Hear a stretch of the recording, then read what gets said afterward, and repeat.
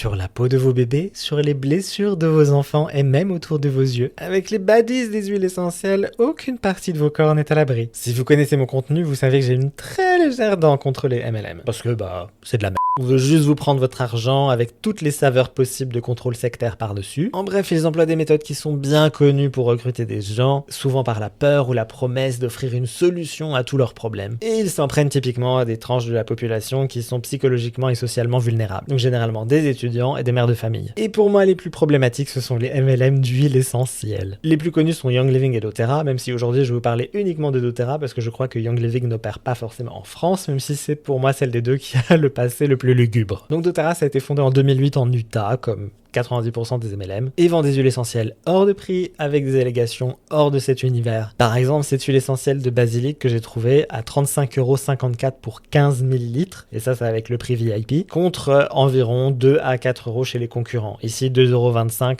chez Aromazone. Et ils se permettent ces prix grâce à une certification, Certified Pure Tested Grade, qui en fait ne veut absolument rien dire. C'est pas une certification connue, ça remplit aucun cahier des charges connu, c'est juste une trademark. Et il est très intéressant de savoir que l'entreprise a été accusée de plein de choses depuis son démarrage, mais je vais vous parler des événements les plus récents. Notamment lorsque plusieurs représentants de la marque en 2020 ont été épinglés par les autorités américaines après avoir affirmé lors d'une masterclass Zoom que les huiles essentielles doTERRA pouvaient prévenir et soigner les infections à la Covid-19. Et en 2023, l'influenceuse Samantha Lotus s'est elle aussi fait épingler pour avoir tenu une masterclass en visio dans laquelle elle affirmait pouvoir guérir tous les troubles visuels grâce à des pensées positives et l'application d'huile essentielle autour des yeux. Dr Boujna, super docteur des yeux et ami de la chaîne, j'aimerais savoir ton opinion sur la question. Et il est très intéressant de noter que depuis 2023, l'entreprise mène des activités de lobbying au Parlement européen grâce à des sociétés tierces. Et comme j'y ai déjà fait allusion, les distributeurs de la marque savent appuyer là où ça fait mal. Vous êtes maman, vous êtes fatigué, vous avez des enfants turbulents, j'ai la solution pour vous. Votre enfant est autiste, il a un TDAH.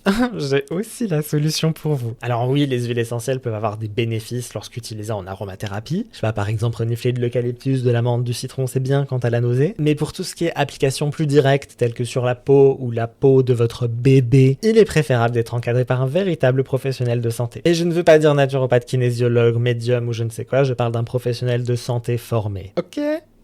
Ok.